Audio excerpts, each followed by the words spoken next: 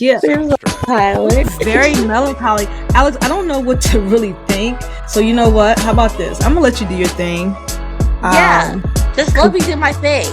Because those were those were very melancholy and way boring.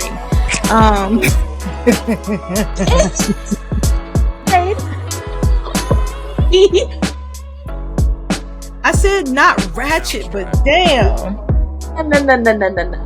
That's not what you said. You I said deep, but it could still be kind of like funny and like deep stuff. We can't just be doing ratchet stuff all the time. My uncle raised me and my little brother. Not that you got it on deck, but go And so wait. My uncle raised me and my little brother. Now he's losing his battle with prostate cancer. My uncle and I didn't get along after I got his ex-wife Kim pregnant. Mainly because my uncle was jealous that they never had kids of their own. They divorced. Kim had my twins. She moved.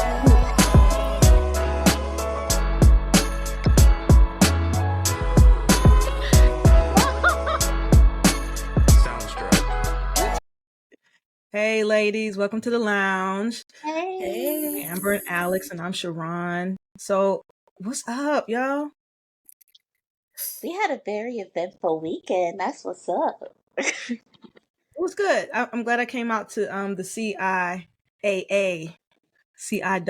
with y'all. Finally. You're gonna say CIAAs. I did that on purpose. CI dub. Okay. Dubs. All right. Yeah, we went to very fun. CIAA. We had a great concert that I'm happy that we went to. We saw Drew Hill, Jagged Edge, Tamar Braxton. Coco Jones was also on the lineup, but they said due to unforeseen circumstances, she was out. I have a Grammy now. You what? I'm above this. I have a Grammy now. Yeah. I'm above this. But hold on, let's talk about what's the name of the group that came from Georgia. So Coco Jones didn't show up, and I don't know if these people were already supposed to perform or if they were a fill-in, but it was a really horrible fill-in. And the name of the group was what? DV ATL or ATL DV? ATL DV. It was two guys, one girl, and a background dancer who she was getting it. I can't even hate on sis. And then another guy who was just a background dancer. She was, but it was giving. She was killing it. Every time I looked over, she was like this. It was giving 80s, 90s vibes though, the way she was dancing. I feel like they belonged on. You know what? Because I can't even do Tubi like that anymore. Because Tubi been coming in clutch. But back in the day, Tubi, where it was like low budget, where if you look at their videos that they were showing while they were singing, they used the iPhone. No, they weren't. Their videos was lit. It reminds me of videos from Rex and Effect, and did not remind you of a Rex and Effect video or MC Hammer video. Come on now. This was me and Trayvon. Well, Trayvon was talking shit, but this was me because I was feeling them. I mean, I was dancing, especially when they came out with the John. But I feel like wherever they're from, and I assume the Atlanta area, they also mentioned some other places like Augusta. Yeah, they kept saying Augusta a lot. So I'm assuming that's the type of music that they would be into down there. Like everybody wouldn't get the Baltimore music either. They didn't have a lot of followers. So okay, so I mean, everybody has like their type of music that they listen to, and I think that was theirs in Georgia. And you know, somebody might come to Baltimore and be like, "What the fuck are y'all playing?" Somebody might go to DC and be like, "What the fuck is this go-go?" But I don't really think they do that. I went to their Instagram. We were still at the concert. They only had like 6,000 followers. Now it might have went up since the concert, but I doubt it. I doubt it. I don't know. Okay. But I thought they were bad. I'm sorry. And I'm going to give them a scale of, I'm going to say a 2. Ooh. I'm going to give them. On a scale of what? Just overall? 10? Yeah, I gave them a 2. Okay. I'm going to give them. I'm gonna give them a 5 because I was head nodding to a couple things. They was keeping me entertained. Check this out. I'm gonna give them a 5.5 just for showing up like that in Baltimore, and still have the energy they have, even though we did not have the same energy. Matter of fact, I'm gonna upgrade it to a 6 just for them. Yeah, I'm gonna upgrade them to a 6 just for effort, because like they really could have the stage. I was saying, because he said, "Give it up for ATLDV." Everybody said, "Who?" And they literally kept the same energy throughout. They did not. I mean, they were professional. They got it. So I'm gonna give them a 6. Okay.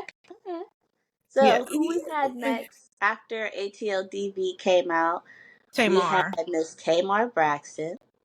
So what would your rating be for her? I gave her because I'm not a Tamar follower, but I actually gave her a 9.5. Yeah. Why? Why such a high number? I loved her professionalism, because while we were there, they were messing up with the sound. And so she did her own sound check. And so instead of kind of like stopping and cussing them out or blah, blah, blah, she went to the side and was like, okay, let me see if I can hear y'all, blah, blah, blah. Went to the other side. Let me see if I can hear y'all, blah, blah, blah. Then went to the middle. I mean, she did kind of do her little slick. Ooh, they working my nerve. But she, But they were working she our brought nerve. it. And she was she did her little knee dance and was bouncing. And I was like, ooh, Tamar a little older than me. She's not that much older, but my knees can't even do that. So, if anybody can dance like that, they high in my score. I also am going to give her a high number. I'm going to give her around a 9 for her professionalism in the sound. She did a really good job. She looked amazing. Yes. I didn't know what to expect from Tamar Braxton. I'm not going to say I'm a fan, but I'm not a fan. But she does have a new follower in me, because like I said, she looked amazing. She had me out there on Monday morning doing lunges up the hills during my walk, because like, shit, if she's a little bit older than you, she's a skosh younger than me, and so I got to get my shit together looking at her, and she sounded really, really good, even though some of it was like the background was already recorded or whatever. She still was sounding real good. I'm not gonna include the mic faults in my rating, only because that wasn't their fault. But we don't know whose fault it was, because I have a good feeling she didn't come for sound check. She might not have, but for me personally, I'm just not going to include it in my rating, because all of them had mic issues except ATLDV, who I think was just screaming in the mic half the time. I didn't think they were screaming. So they could have been the issue, for real. But I'm gonna give her a 9.5 out of 10. Because I'm not like a big Tamar fan either, but like you said, I'm not a fan. Mm-hmm. But she definitely did make me a fan. And like her mic was miking. She was singing. She did a good job, yeah. and then we had Jagged Edge was next. I love them in concert. Love them. They were awesome. What's that face? Were you feeling it or not? No, you wasn't feeling it? No, I was, but I'm just going to give them a lower score. I love them. I'm just going to give them a lower score because all of them weren't there, for one. And that kind of like hurt. How many is it supposed to be? Is 4? 4. Only 4. 3 were there. I mean, he had a family but emergency. He's been in and out of jail a lot, so maybe that's the reason. And then the one brother, well, I guess I can't fault him for this either. He had like a bad car accident, so he couldn't do much. He kind of sat there half the time, but I didn't really notice the non-performance part of it, only because they sang so well. They did. And Jagged Edge is not like a dancing group. They're not, right. And that's going to bring me to the end of it. He wasn't as active as the two of them. I'm going to still give him a 9. I said I gave him an 8.5.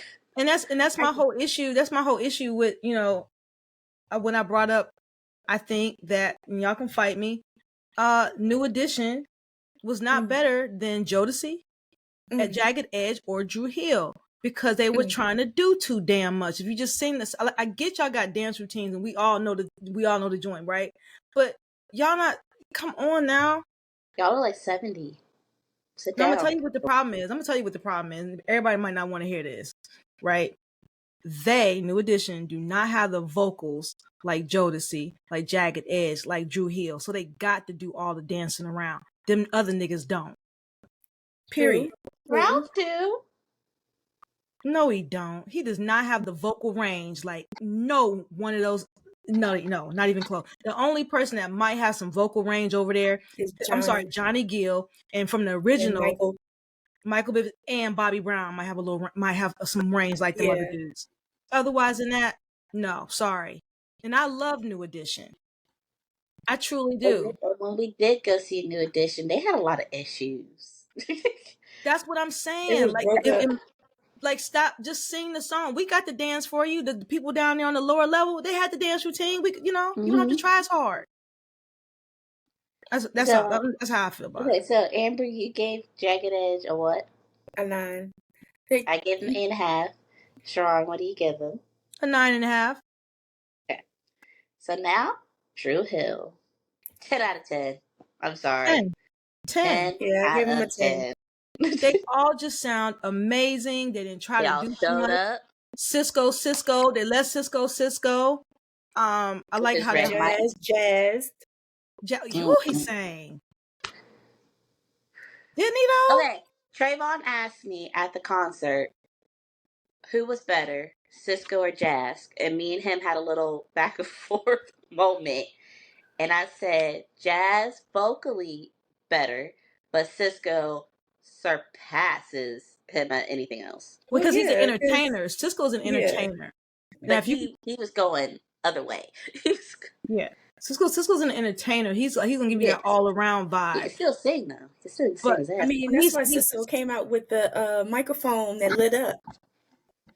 Well, first of all, Cisco, he can sing. He can. He really can, right? And a nigga be bouncing around. I think that's what bothers me. He bounced around way too much for me. However, but he still got that voice. He ain't get out of breath. Cousin, I'm gonna give Drew Hill a 10 out of 10. I agree. I'm not mad at anything they did. And they're getting they said at the concert they're getting inducted in the Hall of Fame in Baltimore, right? Nice. I don't know. They legit said it at the concert, Amber. Okay, nice. Like missed that whole part. I did. I missed it too. I was too busy. And by the time their set was over, I was exhausted and had no voice. Well, in all fairness, they said it right before 5 Steps. So Ray was yelling because they didn't play that song. Y'all were ready to like exit. And I wanted to hear the thong song and leave. Honestly, because I was like, he was doing every other song. He did What They Want. He did Little Kim, How Many Legs? And I'm like, so you're not going to do your only single? You're just going to be featured, sir? Is this what we doing? Right. He could have kept all those other songs. Rest in peace. No, do your own singles. You had... He had to do DMX, rest in peace. You had Got to Get It, you had Incomplete, and you got the thong song. Yeah, you definitely got more, but those are the 3 top hits. Let's go.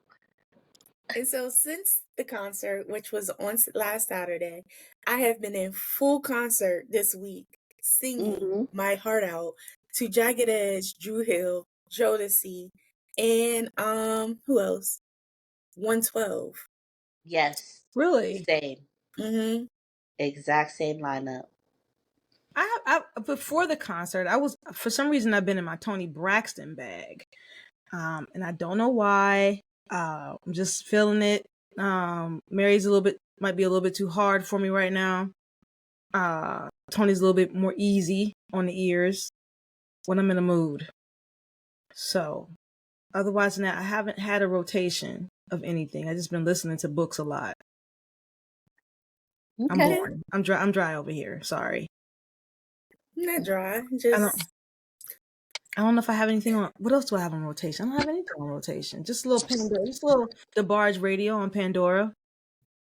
Are you guys going to see Amber, I guess, Method Man when he comes here? I would love to. So I will see. You know who we missed? So Lettucey was here in York on the 6th.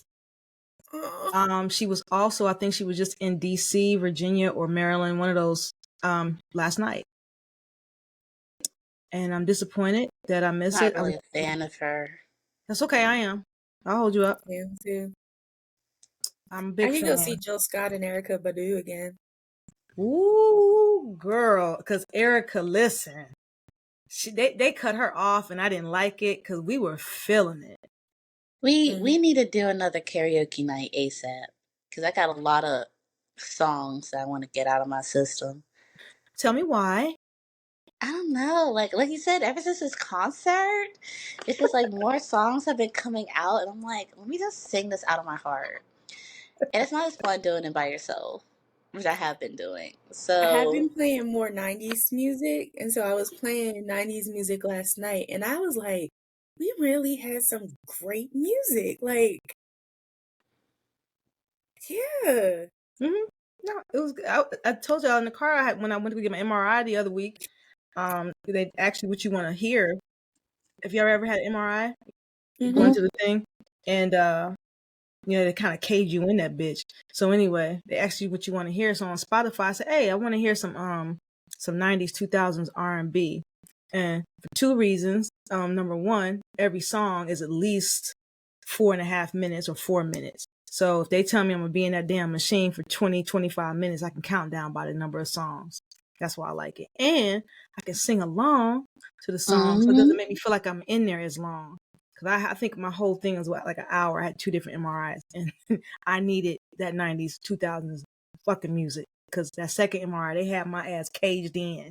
They had something over my fucking head, and I just was like, okay. My claustrophobia would never.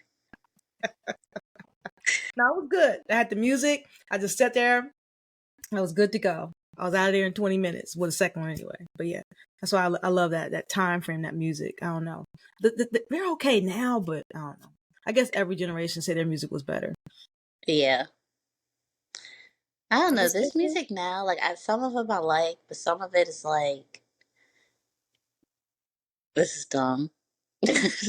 I hear my daughter's playing. I heard my daughter's playing 90s, 2000s R&B all the time. Y'all was raised right. Yeah, we know. Y'all was raised right.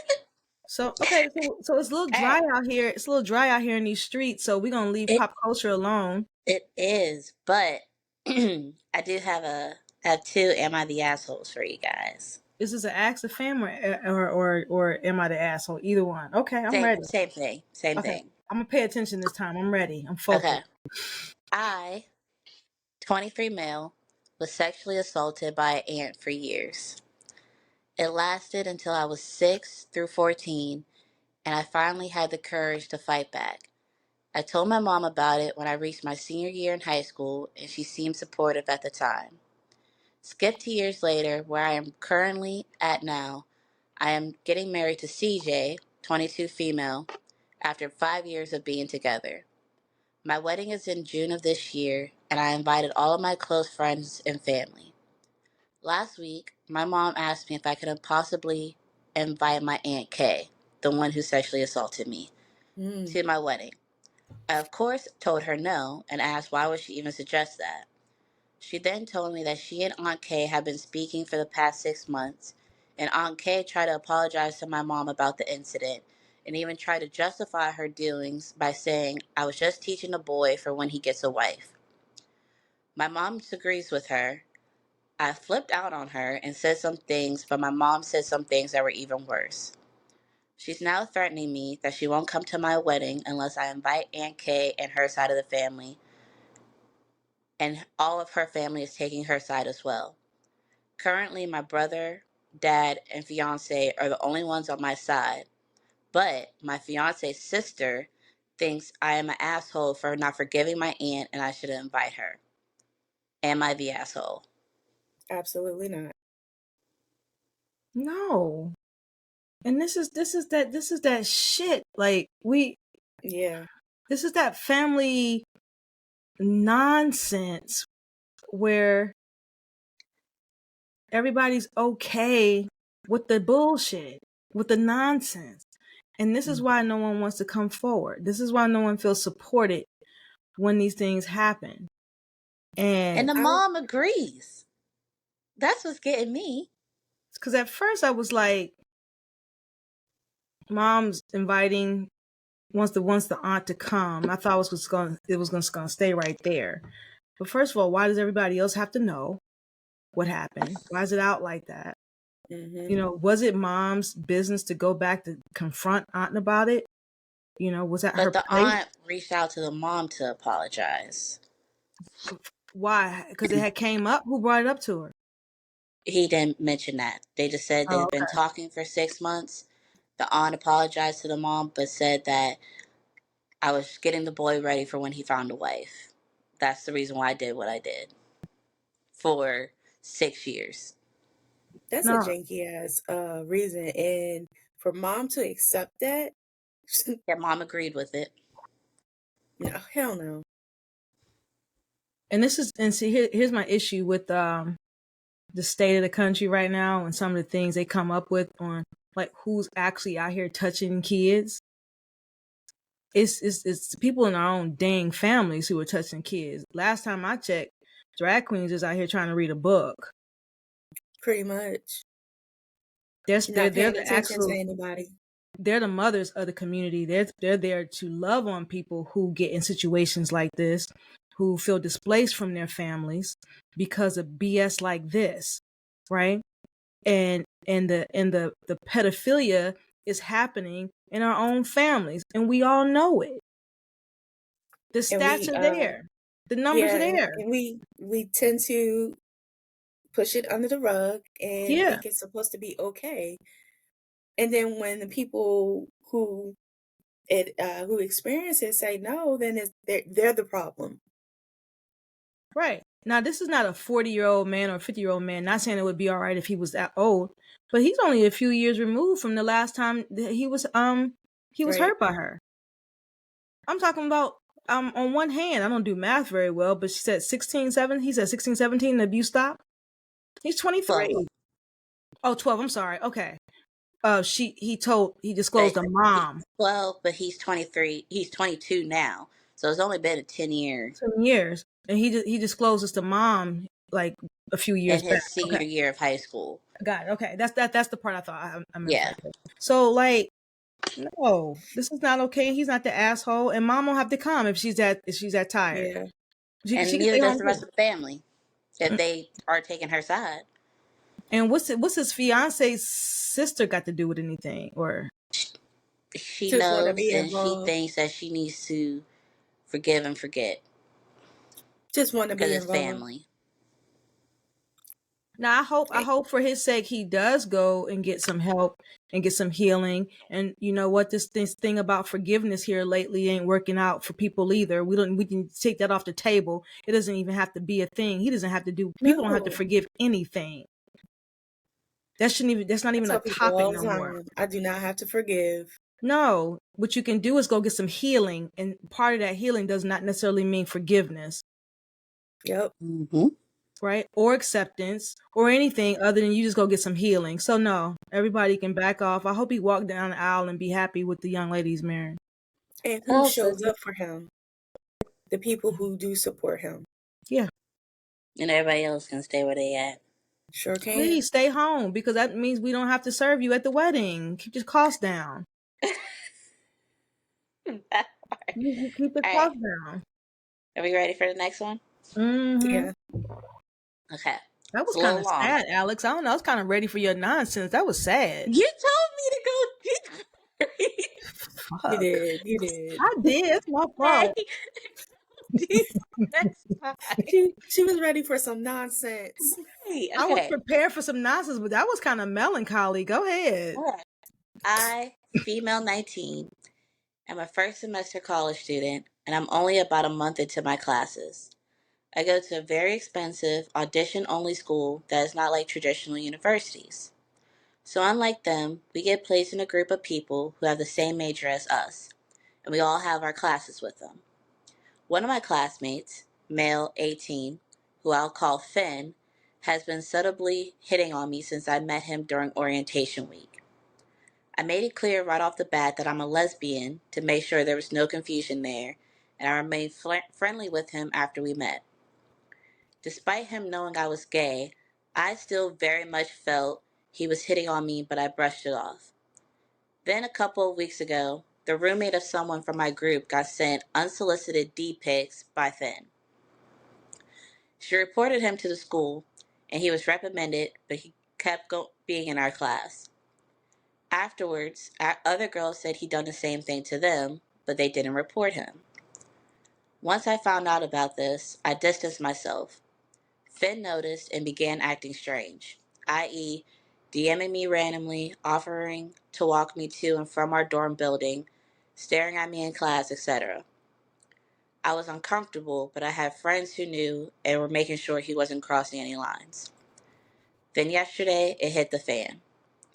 I met and was talking to the girl who originally got sent the nudes, and she mentioned to me that she saw me walking back to my dorm the other day, and Finn was walking behind me in a speed walk. This scared me, so I mentioned it to a couple of my other friends, and they both had said they had also saw him following me around campus on multiple occasions, but they thought I knew. I didn't, and I felt sick to my stomach. They told me to report him, and I was aware that another report could get him kicked out, and I did. Today, one of the guys who's still friends with him, male 23, somehow found out about the report from some other people in our class, and he approached me practically seething. He started ranting about how Finn worked so hard to get out of the small town he's from and away from his unsupportive family to get to this school, and how he couldn't believe I was ruining someone's future over something that's not that deep and over he said, she said. He then said that Finn is only 18 and he made some stupid mistakes, but he's talented and he deserves to make it. Obviously, some people are on my side, but some people, including a couple teachers, think I could have dealt with the situation in a less extreme way, and that Finn doesn't deserve to be completely kicked out of the school. Although I am glad I did say something about what was going on instead of keeping my mouth shut like I usually would, I'm starting to question if I should have just talked to someone about smaller consequences since I didn't actually know the full details instead of filing a report. Am I the asshole? Absolutely not. If you felt unsafe, she should have reported it. Yeah. I don't know what his consequences were. What was the consequence? He got kicked out or something? He got kicked out of school. Okay, good, because that could have been the next school shooter. Or serial rapist. Or a lot of things. We don't know. And I don't want to label the young man. He could have been just innocent. He could have just been freaking weird. Nonetheless, he had been reported before. He had been asked to stop. You had told him on multiple occasions. Huh? I said, and he didn't. That's the thing. When somebody tell you that they feel uncomfortable and they don't like what you're doing, I would say, because how she's putting it, he sent a dick pic to one girl. The girl told everybody about it, and then the people that she told was like, "Oh, he sent me some stuff as well," but they didn't report him. So he had that girl's report and the one who sent this in, and that was enough for him to just get kicked out. Okay, good. So it sounds like he's a serial person who's already been doing stuff that is, one, inappropriate. But and her issues is like the teachers and all the other people that know about the situation are telling her, well, they just told you that he was following you. They just told you that he did this. So they're saying you just got him kicked out for he said, she said. Yeah, whatever. It probably was more to it than that, because we don't know what else was in his disciplinary record because they don't have privy to it. So honestly, no, I probably don't think he got kicked out just for that. There was some other stuff going on, and good, the young man's home. Hopefully he's getting some help. What he's not doing is they're harassing that campus, because what he was doing was sexual in nature. So regardless if it, how your threshold is set, where you think is what's too much and what's not that, but not that deep or not that serious, that depends on the person. So she perceived it as a threat. It wasn't okay. She reported it. He probably already has some stuff on hand. He's gone. Good. I hope Tyler go get some help. Ben. Yeah. There's Tyler. Very melancholy. Alex, I don't know what to really think. So you know what? How about this? I'm gonna let you do your thing. Yeah. Just let me do my thing. Because those were very melancholy and way boring.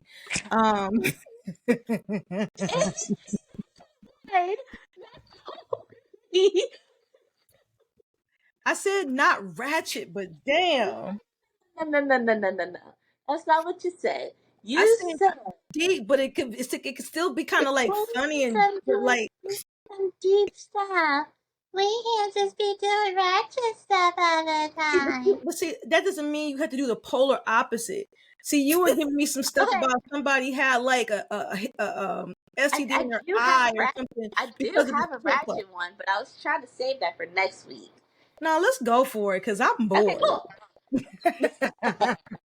Not because you're bored. Okay. It's boring. You don't tell me to go deep.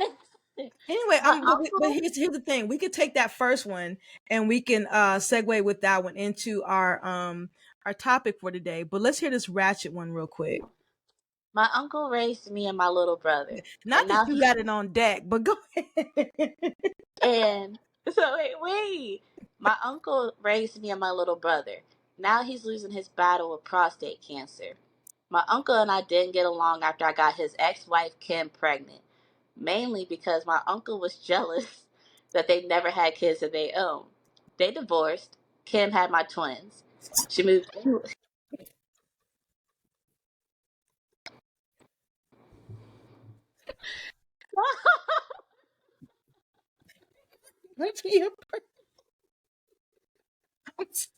Listen. My uncle and I didn't get along after I got his ex-wife Kim pregnant, mainly because my uncle was jealous that they never had kids of their own. They divorced. Kim had my twins. She moved in with me, but I fell in love with my current wife and left Kim alone. Parentheses, I can't trust a cheater. I haven't seen...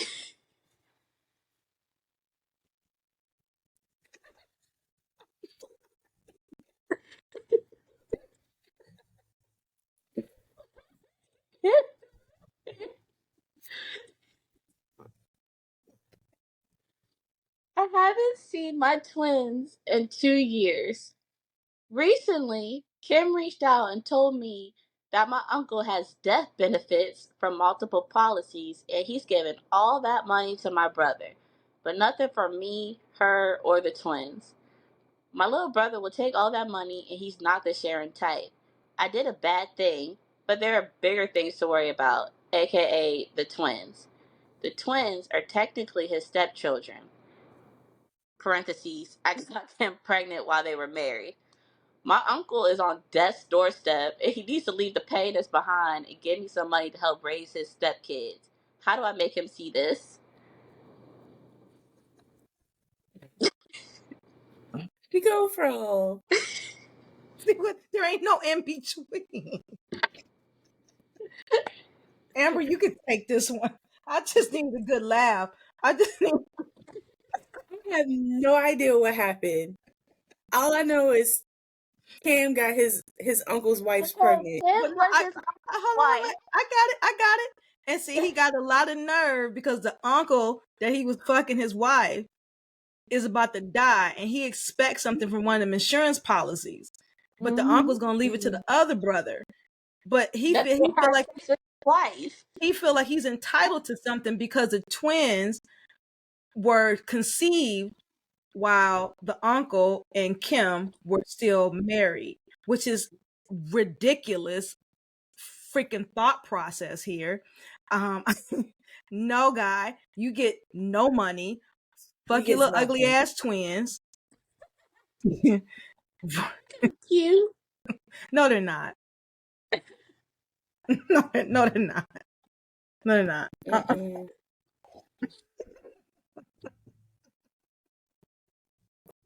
So no, what's the question was how can he make his uncle see? The question is, his uncle is on death's doorstep. How does he make him see that he need to give him money to help him raise his stepkids? There are no stepkids. there is no. Uncle Gray go out petty. Good for him. He said he should leave payments behind. I needed this. I needed this, but you just go from one extreme to the other. And when I said deep, I didn't mean boring or melancholy, but just a scotch off the ratchet. But I'm gonna go with it. I like the way we mix it up. I need that good laugh because I was about to fall asleep. But I know you guys have been watching, or some of you have been watching, TikTok girl. Reesa Teesa. I got halfway through and then I had to sum it up. So I'm on episode like 15, 16. She is royally pissing me off. Why? So I'm finish it. Because just tell the story. You don't have to break and get backstory. Like, I get it, you do, but like, you don't at the same time. Well, and then going around in circles when you should have just started from the very beginning and ended. But now you're going back 2 months, then you're gonna skip 2 months, and then go back again. Like, just go in order. Well, she has to tell it and then bring it back to how things set it up, and that's the point of this thing, the 50 episode TikTok. First of all, yeah, just telling the story like she did, getting the bitch paid. Yeah, she did the whole circle. I think she's about to get a whole Tubi. I mean, check this out. Being on Tamron Hall was one thing, but she was on Good Morning America. That's a whole nother level of recognition. I'm sorry. She told that story. I didn't mind her storytelling. I was mad at the content. I was mad at her. Stupid. I don't know if what this was supposed to elicit from us other than just some entertainment. I don't know if it was what type of response it was supposed to get other than I think she just said she just felt good about getting it out.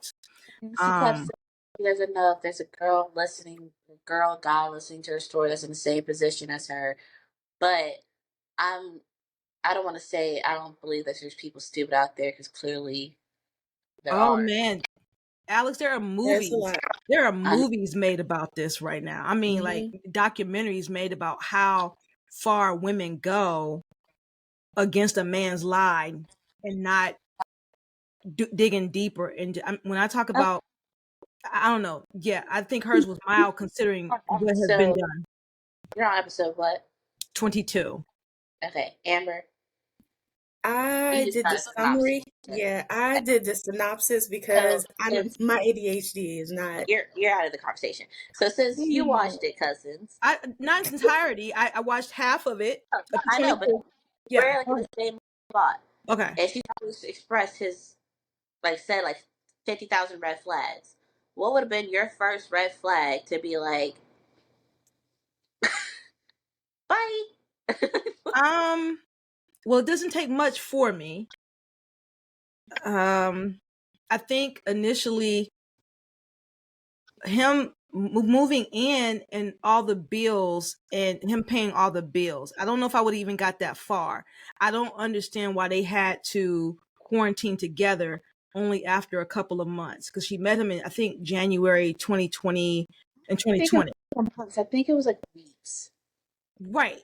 I think it was within weeks they decided to quarantine together. I don't know if that would have been a red flag, but I just didn't think it was a good idea. I'm not quarantining with someone I just met. Right. I know somebody who actually quarantined with somebody who they had just met. It didn't turn out well, but I do know people who did quarantine. People quarantine with people they were married to for decades and when they wanted to kill each other. I'm not quarantining with a new nigga, right? After a few, don't do that. Don't do that. What you're not gonna do, right? And so I just didn't see where that was okay. But my first red flag, after that was just not knowing where he works. Yeah, like you can't tell me you're a VP, but yet you're dressed like a warehouse. Talking about you got to walk the floor. You know, I'm it's I'm sorry. I don't. You know what? There was a few red flags for me, and maybe because I'm a sports fan, right? You ain't make that much money off arena football. I'm sorry. Do you? Huh? How much did he say he made? Enough where he can put cash down on a house. I don't see. Okay, this is my thing. I don't know much about sports. I didn't even know what arena football was, but I promise you, if you would have told me you did arena football, I would have pulled out my phone, Googled you, see if you actually Exactly. played it, and then see how much money you actually make. Because, like you said, do you actually make enough money to be like, oh no, I'm paying in cash? I'm Googling San Diego State football. I'm looking at that roster. I'm looking at the roster because they have those rosters. You can find those rosters. Mm-hmm. I'm looking up arena football, right? I'm looking at those rosters because I am a sports fan and I'm not slow. And you do not make that much money off of arena football because if you did, more people would play it. It's a pro sport, but it's so semi-pro, right? It's like an entry-level job, right? And you only like you you getting paid part-time, right? It's not that many games. Hell, do they even have it still? Since they have the XFL, the one with the Rocks thing, they have two other. I don't think they do. I haven't even heard anything. I know they had a real popular female arena football league one time. That was they were dressed very scantily clad. Anyway, but no, sis, you were wrong right then. The math was not mathing. That was red flag number 1. Red flag number 2. Okay, she ends up pregnant. Yay, congrats. She says, I want to move out. That whole back and forth with the house, I would have been on the phone. You're not about to play with me. The house and the car. House, car. You're not about to do this. First of all, I'm about to be on the house. So you're not finna go, we're not finna move in together. And this is under you. We're doing this together. So clearly her credit must have been messed up if he's just financing it by himself. But he wasn't financing nothing. I'm just saying the way it was set up, where he was just gonna be the one to do the financing. How come they both couldn't do the financing? Red flag. But she has said, from being single, paying all the rent, paying all the bills and everything, to have a man come in and do it felt nice, which I get. And that's my problem with her. My red flag is her. You only knew this dude for weeks. Now he's coming here doing all this stuff, and you just just like, oh my god.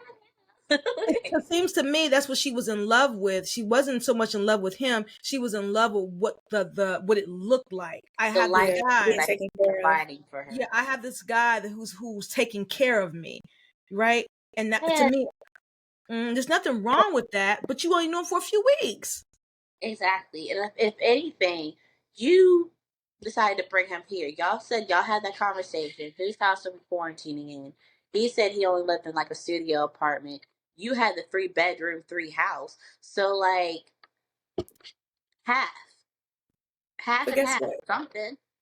You let him How many times have we all been in situationships, relationships where we have ignored red flags? So I'm gonna circle it back around to Love Is Blind and AD and Clay. This is I haven't watched it all yet. Okay, but I'm saying I'm not gonna tell you. I don't even watch it, but go ahead, I'm listening. There's red flags for the young lady, and she's ignoring these flags, and you can tell that in her head she's kind of like looking like, oh shit, like, because he's giving like tidbits of his flags of where he is in relationship. He's never been in a committed relationship. His parents have cheated, or his dad has cheated numerous times, so that's what it looks like for him in a relationship. And he was giving red he's flags giving while her they were in the cubicle, but yet she still chose him. Right. So my thing is, we've all probably have seen, me included, I've seen so many red flags, but yet we ignore them because in that moment, this is what we want. I mean, it feels good in that moment. We talked about these red flags, I think, in episode 1 or 2, and that's fine. But she went too far for too long with these red flags. These are not red flags, Amber. These are roadblocks. Like, you ever not roadblocks. No, they are. Not even roadblocks. You ever go over like a thing, like you go through a thing and you go across it. It look like it's like a speed bump kind of, but it's in the ground.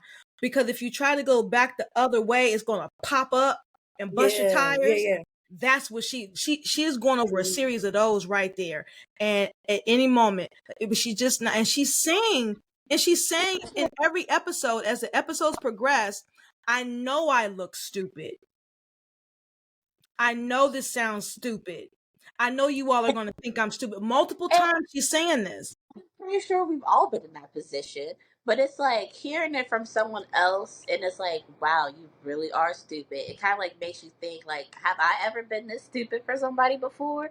But another red flag that she had was the siblings, him and his siblings, and on the phone. Yeah, who she talked to, who she didn't talk to, not hearing nobody's voice on the other end. He went to great lengths to lie. Yes. It's pretty bad. And conversations on the phone. What? Right. And in the car, she was so excited about this BMW. To me, this is all. To me, a lot of this was on her. Like, is that what you hyped about? I mean, there's some really nice BMWs out here, but like everybody riding them. It's pretty basic. Like, relax, sis. Well, he said BMW or the Audi. It was in between. Audi's a little step up, but okay, I see what. I got was about to say I would have did an Audi. I'd rather get an Audi too. That's like those are like those things are like the price of a small house in Kentucky. That's how much it costs. But he's again. They're in the office about to sign papers. He's on the phone. Yep. Understand. Yeah, the money's okay. The car will be here. You know what, Alex? Let's take it all the way back since you brought that up. My first red flag is when he said he had an account on offshores. An offshore account. Nigga, you watch way too much TV. You're a drug dealer. You about to get caught in about 3 to 5 years, and I want nothing to do with you. Or you're lying. You don't have money in an offshore account. Especially playing arena football. You watch too much TV. Stop. And you're the VP that wears Amazon warehouse clothes. This is all on her. I just like really an offshore account. Is that what you coming up with? That's like a nigga telling me his job and he's going to the studio. Like I know for sure. I have been stupid in a situation, relationship before, but I will be damned if I will be her level of stupidity. But she said she was. So in all fairness, but you talking about the red flags? What did she do for work? She was in police. She did like something with police, and you're telling me now one of them officers that you worked with could have found out nothing about this man? Well, no, she said she did a background check initially and nothing came up. And what happened was when she went to go do something else, because she was looking for another job after she was getting ready to serve some divorce papers. She started looking for another job, right? And she had to do a background check, and he gave another number, right? So she really never found out any of his background because I don't know. Where I'm at right now, it's like her whole she was taking her birthday, so she was taking a little break. Yeah, 15, 16, 17, but she don't take a break. She keeps talking. Go ahead.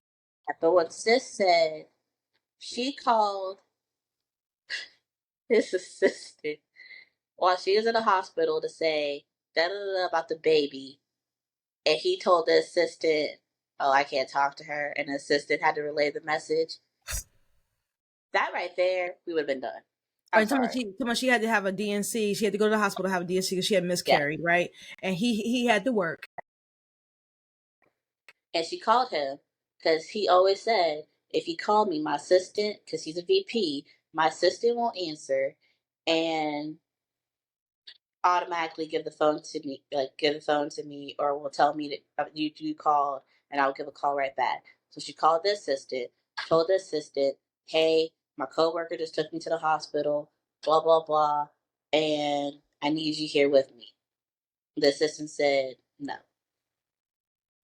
Well, no, just Alex, when you talk about red flags, if I had gotten to the point of the pregnancy and the miscarriage, right, and he's not taking me to the hospital, right, we're done. Right. What the fuck you mean? And that's what I'm saying. Like, even if there were no red flags prior to you not taking me to the hospital, right, I feel like that situation right there would have been enough for me to just cut you off, plain and simple. Because one, you do not care about me being the mother of your child. You don't care about me as being just a person in general. For you to just tell your assistant, yeah, no, tell her no. Now this is this is where I think, and I'm done with it. This is where I think that she was being a hypocrite. Is that the word I want to use? Because she let him move in on the guise of it's COVID and we need to quarantine together, which they did not need to do that. Because people were still going over each other's houses, so stop, right? Anyway, and she allowed him to pay all the bills. She was very clear that he paid all the household bills to include rent, utilities, and whatever that looks like, right? Then towards the end, I think it's where I was, like midway, or maybe it was around the divorce time. I can't really remember. She said her mother taught her to not be financially dependent on a man. Yet you to kind of always kind of have your own stuff. Mm-hmm. So what were you out to be? So what were you doing in the first place then? I think the money, she got big-eyed with the money. She was excited about living a certain way. And this is how she got into this mess. Messy mess. I don't know. I don't, like I said, she said she was just trying to get her story out because she said she felt good about getting it off her chest about what she went through. And she did. The rest of it. She did over and over and over again say, I know I sound stupid. I know this looks stupid, this, that, and the other. However, I just don't know what response she was trying to elicit from her listeners, because I don't feel sorry for her. Not one bit. A slight bit does. Why? How?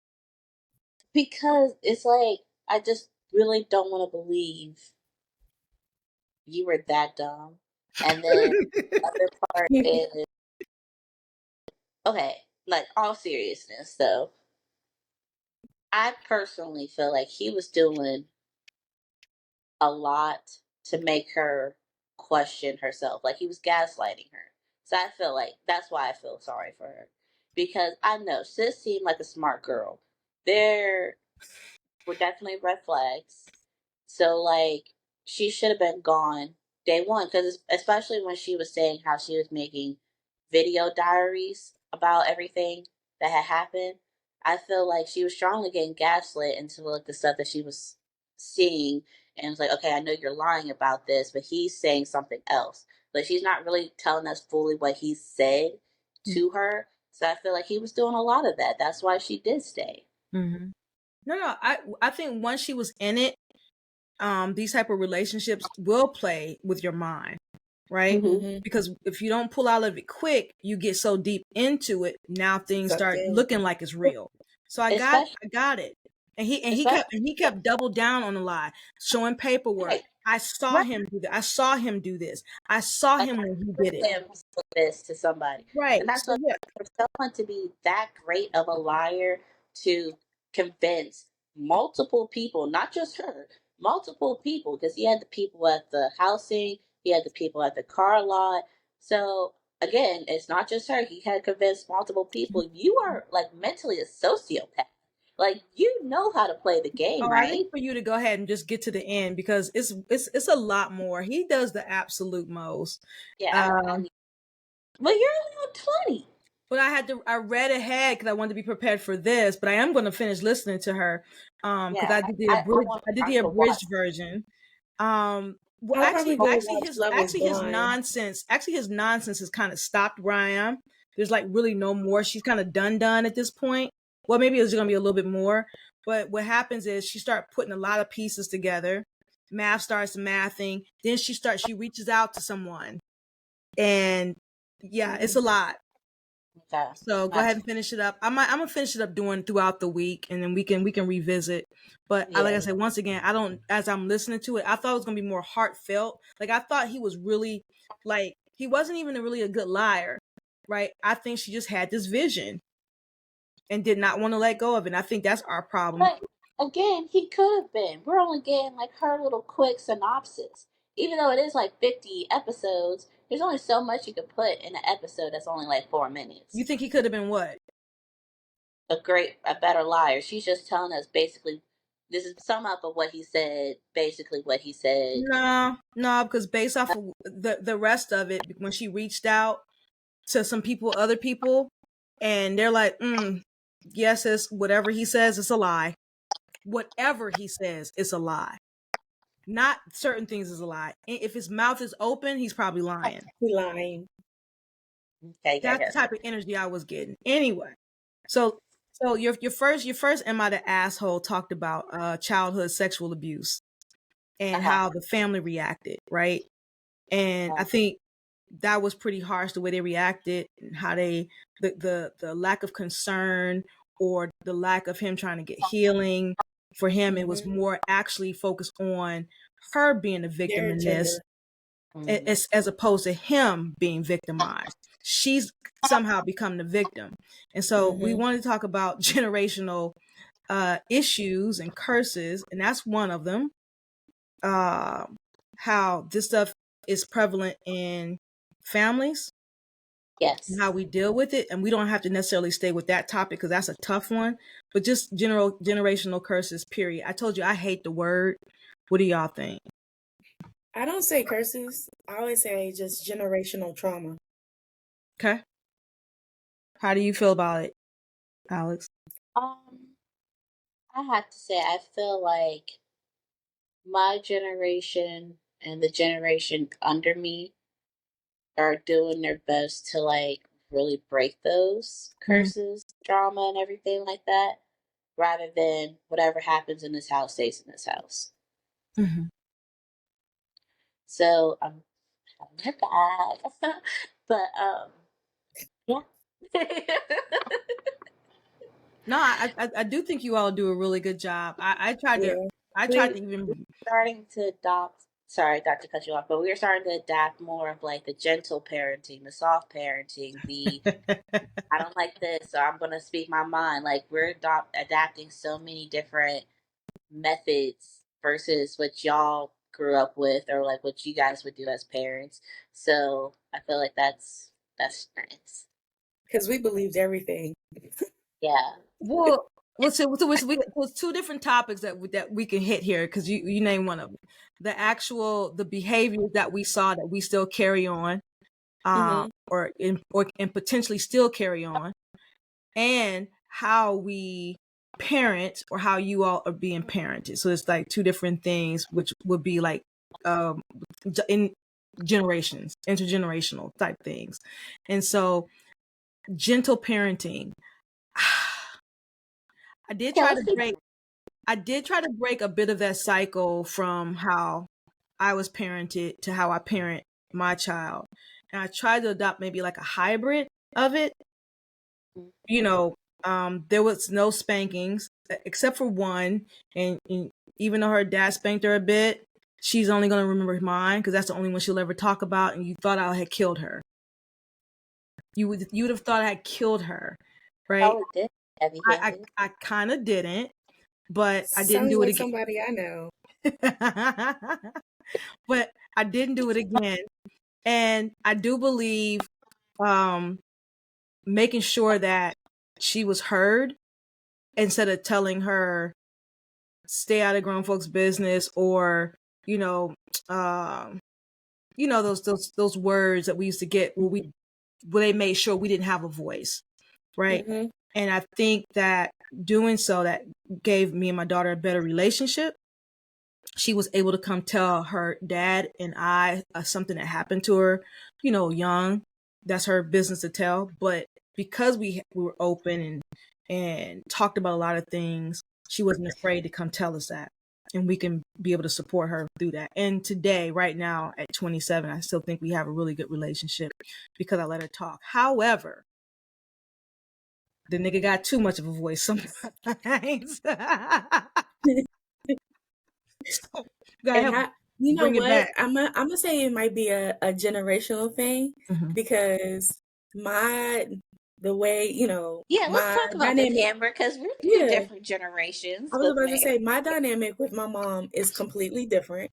Where I didn't talk back, what she said is what she said, and I did not share a lot of things with her compared to Alex, where she did talk back.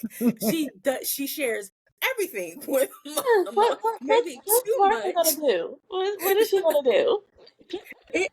And I just be like, I be cringing when she be sharing some of the stuff with my mom, and I'm like, I remember when, I don't know if you remember this, Amber, but I remember it vividly because it was funny, and it's definitely let me know the difference between like how Mayor actually like raised us. So we were in TJ Maxx. It was when I was on break, on break from college, right? And I had told Mayor went off somewhere. Me and Amber were together, and Amber was asking me how college life was. Da da da. Da. And I told her, I was like, oh yeah, like it's fun. I'm experimenting. And Amber's like, wait, what? Like experimenting with what? And I'm like, everything. So here comes Martha. And she's like, wait, what? And so Amber's like, like not trying to say shit to my mom. And I was like, oh yeah, mommy, I'm not a virgin anymore. Just openly said it.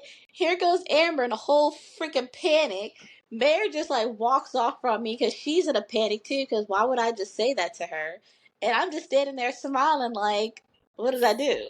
I just the conversation. I'm just telling you what happened.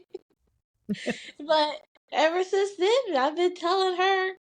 She asked me a question. I'm gonna be honest. And see, those are conversations I would never, and I would still never have with my mother. I mean, just think about it now when our moms talk about sex, and it's like claw my eyes out and rip my ears off. But Alex is like, for real, Mom? Really, Mommy? Oh, this, and I'm like, girl, like, no, no. I just be wanting to die. My mother said something. I told you about the what she did a beauty shop the other day, the other week. I was like, oh my, I just wanted to crawl under something and die. And they loved every bit of it. But yeah, so we have those different dynamics with our Gen Zs and our younger millennials, and it's just different. However, I will say the gentle parenting. Here's this question, and I this is gonna have to be done in two parts because I want somebody else to chime in one day because they have something on this. Did we? And I'm gonna say us, Gen X's. I'm X. Yeah, Gen X. Right? Did we raise? Are you both Gen X's? She's also Gen X. Did we raise, because she be raising you sometime? Raise some punk ass kids.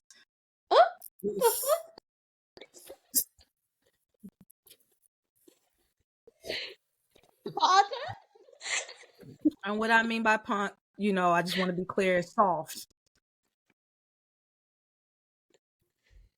You know what, answer? I have a lot to say about that. Ooh. Am I answering? Go for it, Amber. In some sense, maybe a little bit, but not. I feel like. In what sense? Y'all are very sensitive. No, sweetie. That's the generation after me. Thank Okay. Was it Gen Z? Yes. She's on the cuff. Don't. I'm a millennial. Don't. Amber, first of all, she can chime in when it's her turn. Please go ahead and finish your thought. Go ahead. A little soft, y'all. A little soft. Mm-hmm. How so? But I How also so? have. So you being nice. How so? Huh? How so? How are they? They get their. When somebody says something to them, they get very kind of, I don't want to say offended, but their feelings get hurt very fast. Ooh. But yet they can say stuff to people, and it's like when their feelings are hurt, it's like, okay, and but I also will say that I do have a little bit of I admire the generations under me, millennials and Gen Zs, for being able to use the voice and stand on business. Because y'all are breaking a lot of cycles and saying shit is not right. Whereas sometimes Gen X's, we just kind of we went with it because that's what we was told to do. I'm gonna say that I agree with Amber. Yes, we have raised some soft kids in a sense. I think this is just me, that some of you all lack some go get it. I don't think they let go get it because everybody I see they go getting it. They go getting it different though. Okay, maybe it's because that's how they're going to get it. Yeah, I said their go get it is very different too from our go get it but it's whiny as hell. I'm not saying they're not going to get it. It's just that the path to getting it is just whiny and annoying. Like, what are you doing? Just go do it.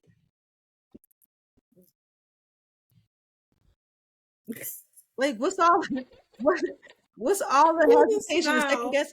And I think that we created that because we didn't want it to be so hard for them, right? Yeah. So we've given more access, right, to a lot more things to make sure they have everything they need so they won't be stumbling and falling like we did. And so therefore, when it's time for them to go get it, they're like, just that's because y'all spoiled us, and now you expect so much from us. I just said that. I know, but I'm not using the word spoiled only because I didn't spoil by making sure that my daughter had access and that she had some type of guidance, right? Because another generational type curse is putting our kids out and expecting them to go get it without any guidance, and they out there fucking it up for no reason when they could have had it from us. But for some reason, we like to withhold finances or how we do finances. We want to hold a lot of information, what they call gatekeeping. I don't even know if this would be considered gatekeeping. Yes, gatekeeping. But we want to hold it, and we want to. Some of our parents just you go figure it out. Learn the hard way. Yeah, go figure it out type stuff. And we didn't want to provide that for you, so we made sure there was more guidance, more nurturing in those areas. But now it's like, all right, damn. Go. I will say there's a difference because this is me and her, where me and her butt heads, me and Alex, where if I've experienced something, because we both went to WVU, so I'm trying to tell her like, hey, don't do this, don't do this, don't do this.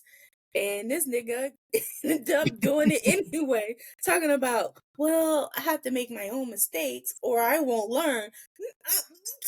Whereas if y'all would have told me, don't do this, don't do this, don't do this, I ain't doing it.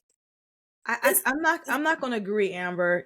I think that is a parent-child thing where if like seriously, I can sit up there and tell mine, look, see that wall right there? It's going to hurt if you run into it as she's walking into it. Well, I did the same thing. I told you that. My mom would tell me to go right. I'm a hang a hard left just because you don't know anything. It's a different time, different day. What you know, I'm gonna go over here and do that because you don't know what you're talking about. And he went to school like 80,000 years ago. And that's the mentality. But that's we all think that, right? We all do that. Maybe you didn't do it because you just, I don't know. But I definitely hung a hard left. Wait, hold up. Have you not met my mother? I mean, mine ain't real easy either, but I definitely hit a couple of hard lefts when my mom clearly told me to go right. Yeah. And then I had to come back years later, almost 2 decades later, and say, you know what? Probably should have listened. You were right all along, right? So I don't know. But on a harder type of generational curse, you know, the behavior, some of the things that we've seen that we continue to do. Have you guys experienced what that looks like for you? And does some of it still go on right now? And what do we need to clean the fuck up?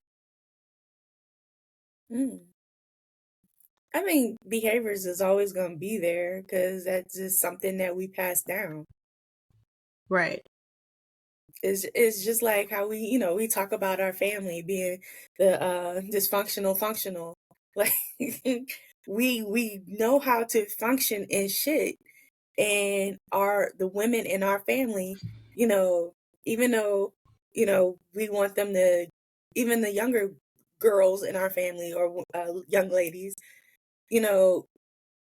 they're go-getters in a different sense. And then you look at the guys in our family and you just be like, go. I don't know. Okay, listen. I don't know who y'all talking about. I think the gentleman. Don't say y'all. I'm just putting on my chapstick. I think the gentlemen in our family do just fine. Majority. Yeah, all of them. Everybody out there hard working. I mean, you might have a couple onesie twosies, but I mean, who's paying attention like that? I don't know. I think she's just talking about guys in general, like, because guys in general really don't be doing shit. But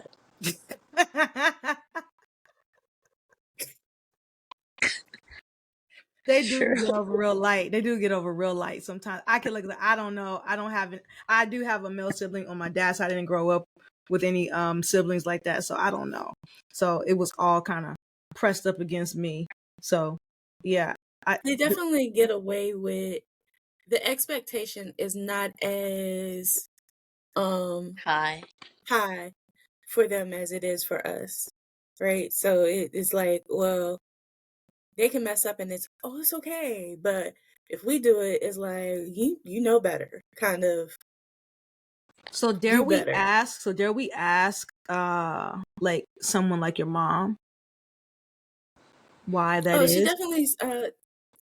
She definitely babies my brother. Does she know that? Yes. Yeah. Does she say why?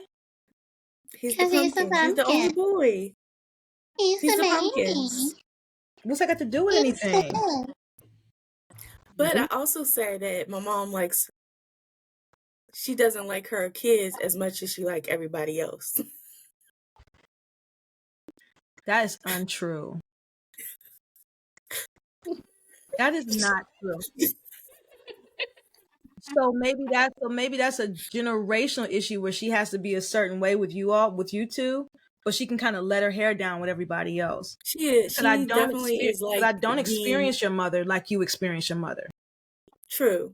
And so like the dynamic of her and like McCole's relationship is really different. Like, so, she's the fun auntie. She, she does get to let her hair down with Michaela and the girls. Like, she's, the best great auntie. And so, and then, even the dynamic. She turned around and be cussing me out for like 2 seconds. Exactly.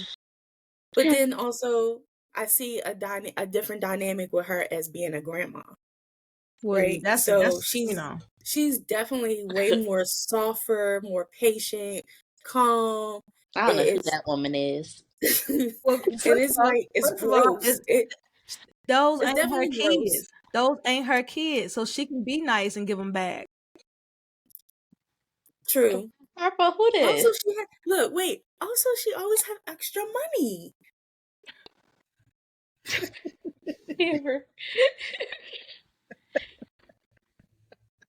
So yeah, so I think that because you all don't experience my mother like I experience her, right? You know, it's just your mother is amazing. What are you talking about? Right. And see y'all don't experience my mother like I've experienced her. So you would never know. So I tell you something. Like she's strangling me in here. But anyway. But and I think and it is true, like for instance, you know, Aunt Beverly, my dynamic with her and Alex's dynamic with her was way different than McCall and her dynamic. Oh and my then, gosh, yes. Yeah.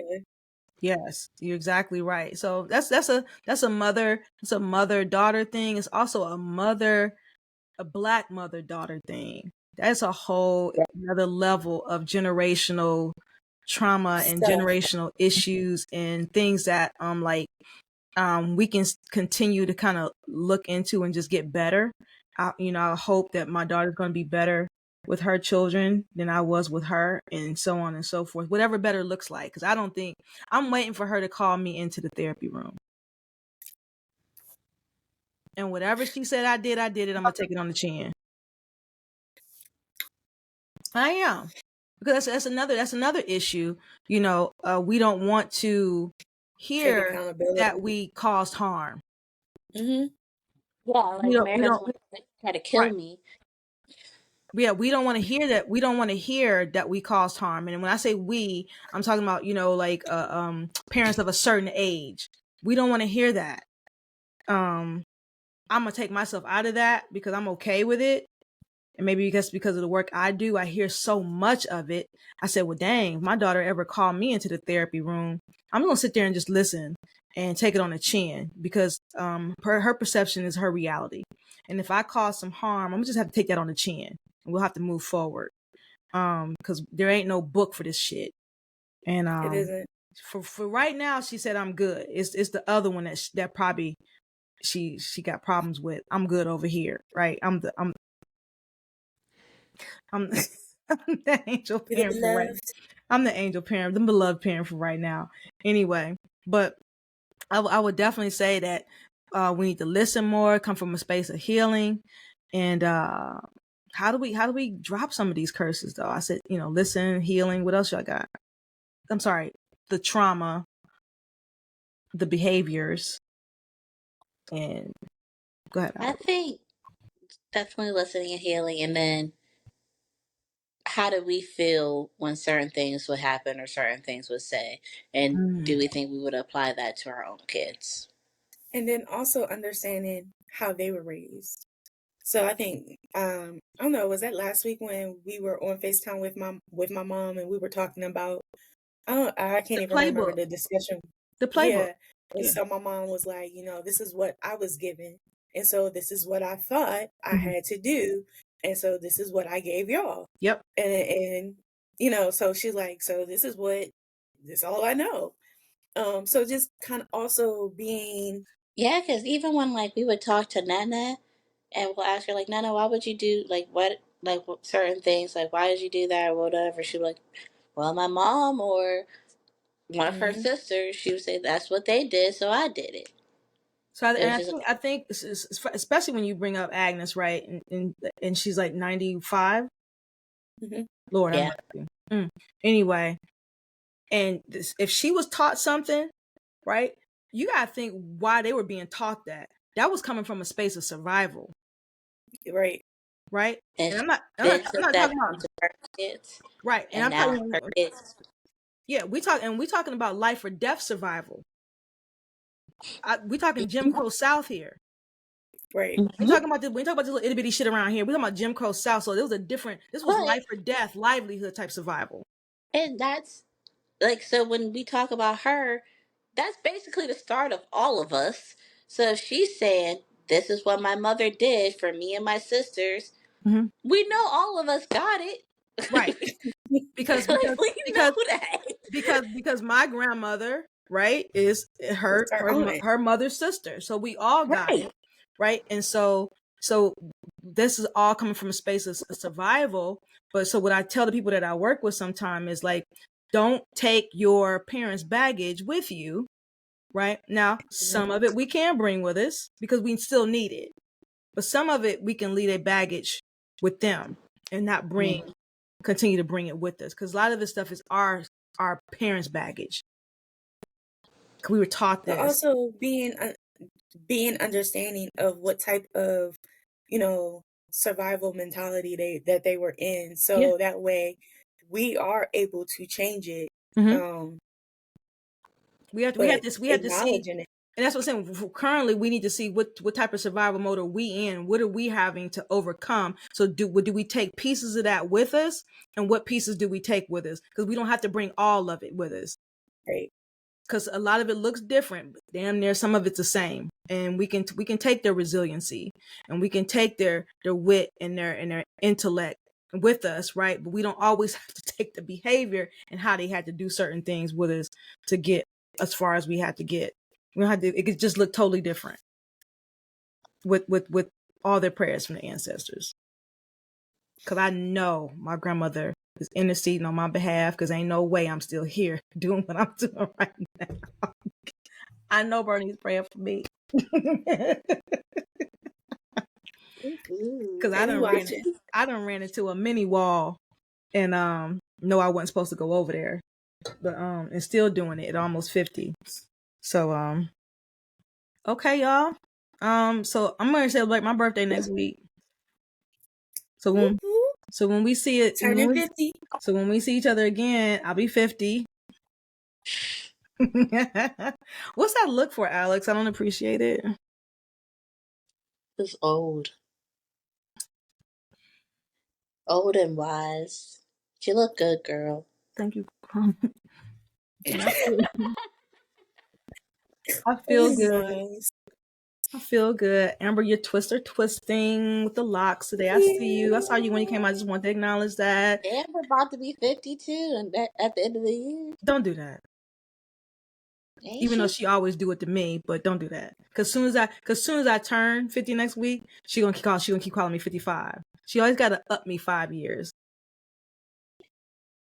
Okay, That's how you're supposed to do it.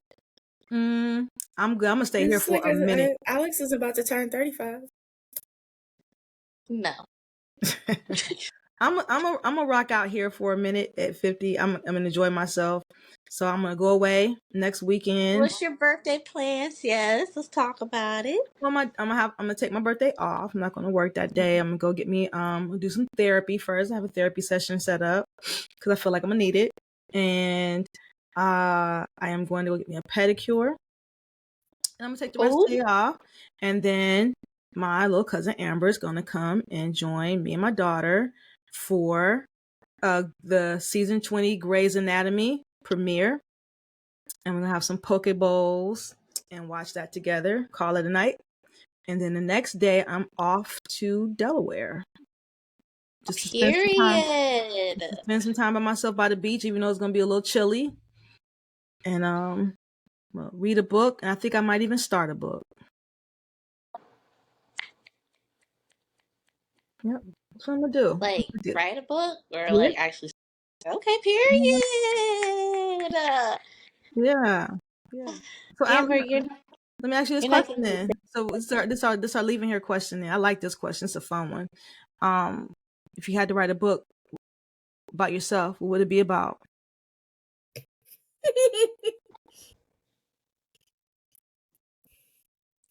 Fiction or nonfiction? About yourself. Oh, I just said if I had to write a book. Okay.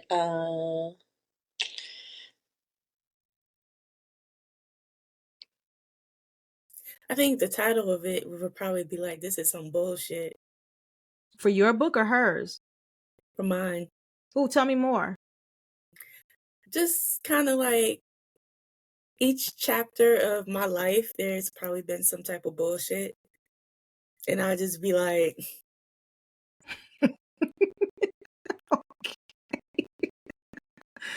Is it gonna be fun or melancholy? Because I'm not. Ooh, I got a title. Fun. Okay. I think it would be fun. Okay. Would be live, laugh, 30. Ooh. And it would be my older self giving my younger self advice. Based off of, because you're going to put in there why you're giving this advice though, right? Yeah. Okay. Like I'll put like scenarios and then be like, okay, bitch, you should have done X, Y, Z. I like that. That'd actually be a really good book. I like that. That sounds fun. We had this question before at I went camping a couple of years ago. Well, a few years ago. It was after COVID, and my answer was, the name of my book would be "How the Fuck Did I Get Here?" Because I never feel like I belong in any space, but I'm always in it and functioning somehow. Okay. Yeah. We need to start these books. Mm-hmm. Yeah. I think I'm gonna do a fiction one first. I'm gonna stay away from myself. I started a fictional book. Did you really now? Mm-hmm. When? My goal. Well, so it's been in a process for a couple months. Mm-hmm. Actually, a little longer than that. But so I made a goal because I've been starting it, restarting it. So one of my goals for this year is to like get it finished and find a publisher for it. Okay. That was my goal, was to start on my 50th year and just going with it. I'm just gonna write. I don't want to overthink it. So, did you know that about her book, Amber? Mm-hmm. Nice. Okay. Well, I'm ready to read. Yeah, she's been in the start off process, but she didn't know the rest of it. Okay. But yeah, that's the goal. All right, ladies. So listen, I'll be back. We'll be back. I'll be 50. We'll be ready. And I will see y'all. Are we headed to the after party real quick? Yeah. Yes, ma'am. All right. I'll holler. Bye.